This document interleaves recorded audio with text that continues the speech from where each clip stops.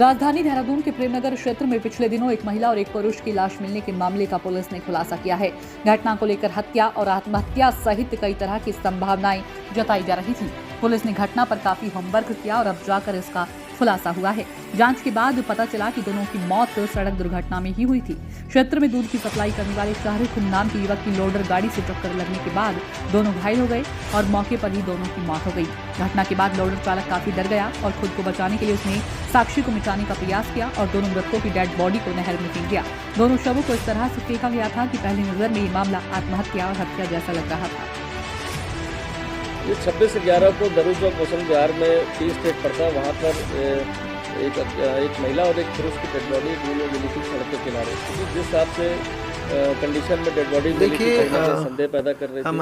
देखिए इन्वेस्टिगेशन के दौरान ये चीज़ें क्लियर हो पाई कि ये दोनों जो लोग थे महिला पुरुष वो कहीं एक दूसरे से परिचित नहीं थे और अलग अलग कामों से, कोई वॉक करने के लिए और कोई अपने अन्य काम से महिला थी वो डेली उस रास्तों से जाना था।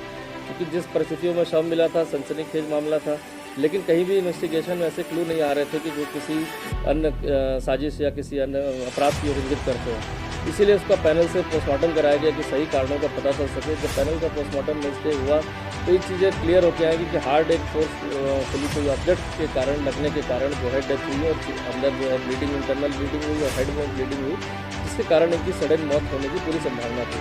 क्योंकि पोस्टमार्टम रिपोर्ट थी लेकिन फिर भी सारे तथ्य अभी भी कड़ियों से जुड़ नहीं पा रहे थे। तो एक डेडिकेटेड टीम हमारी थाने और एसओजी की जो लगातार इसमें लगी हुई थी और क्योंकि सुबह का प्रातः का समय था, कोहरे का समय था, तो कोई फुटेज और कैमरा नहीं देखिए, इसलिए इसका दायरा बढ़ाते हुए हमने पूरे आसपास के इलाकों में जो 4 से 5 किलोमीटर आगे रोड पर जितनी भी गाड़ियाँ उस समय दौरान निकली थी, क्योंकि हमें एक प्रॉबल सस्पेक्टेड टाइम मिल गया था कि इस टाइम पीरियड के दौरान ही वहाँ पर घटना घटित हुई होगी। उस दौरान हमें बहुत सारी ऐसी गाड़ियाँ मिली और उस गाड़ियों के आधार पर हमने एक एक करके सबको वेरीफाई करना शुरू किया। गाड़ी का एक घटनास्थल पर एक गाड़ी का छोटा सा टुकड़ा भी मिला था हेडलाइट का, और उससे फिर हमने वेरीफाई किया कि हर कंपनियों में जाकर कि किस गाड़ी का टुकड़ा हो सकता है, जिससे वेरीफाई हुआ कि महिंद्रा की गाड़ी हो सकती है। और इसके बाद हमने उस गाड़ियों को शॉर्ट लिस्टिंग शुरू कर दी। करीब दर्जनों गाड़ियों में हमने जो आइडेंटिफिकेशन करने के बाद फिर उसके ओनरशिप और उसकी ड्राइविंग कौन करता है, किन कारणों से कहा जाता है, सबके फिर हमने कॉल डिटेल एनालिसिस और उसके बाद एक इंटीग्रेशन स्टार्ट करी। फिर इसको ट्रैक करते करते हमने एक टाटा की जो गाड़ी सुपर कैरी लोडर था जो सहारनपुर का था, इसमें सारी को चला रहा था, और जैसे ही पुलिस ने उसको बुलाया पूछताछ के लिए तो वो फरार भी मतलब गायब हो गया।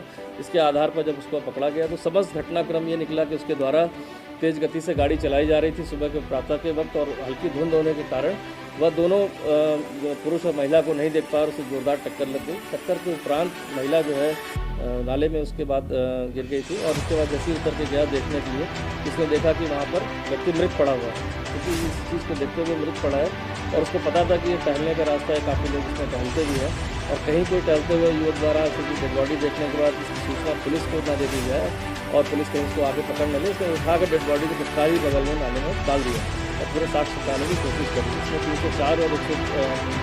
304 और 201 धारा में उसकी वृद्धि करते हुए उसको गिरफ्तार किया गया, और समस्त उसको टीम में जिस तरह से मेहनत करके इस घटना का पर्दा देखिए माजी गढ़वाल महोदय की तरफ से पूरी टीम को जो शाबाशी देते हुए 10,000 का नगद रिवॉर्ड भी घोषित किया।